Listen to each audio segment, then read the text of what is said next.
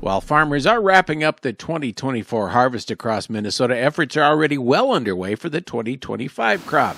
At the Bayer Commercial Soybean Processing Facility near Redwood Falls, crews are busy cleaning, testing, sampling, and conditioning the soybean seed grown in the region, but destined for farm fields in states across the Midwest and beyond. We've started our conditioning season for our market year 25, so beans are getting delivered from fields that have been grown this summer with our growers. So it comes to the site, seed gets cleaned through our seed cleaners, our color sorters, and then depending on the packaging type, goes out as either true bulk, mini bulks, seed packs, or paper bags, depending on what the customer's order is.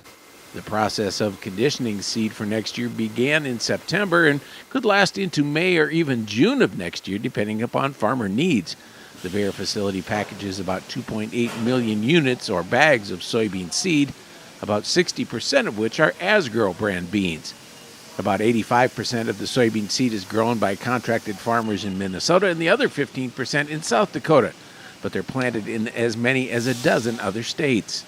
So we've covered a pretty wide territory. We can go to 12 to 13 states. So you take that maturity group that we do and just take that across the upper Midwest. And, you know, those maturity beans are growing here in Minnesota, North Dakota, South Dakota, Wisconsin, and even far out to Indiana, Ohio, and New York State as well. The growing season presented weather challenges for seed growers this year, but Bayer officials say there should be no problem with supplies of needed varieties in maturity groups. As many of you guys know, that we haven't had the best weather. We saw a really wet spring and then really, really dry where we're at now. And with the varieties that we have, because of the risk mitigation, we won't have any issues with supply or anything like that with our varieties.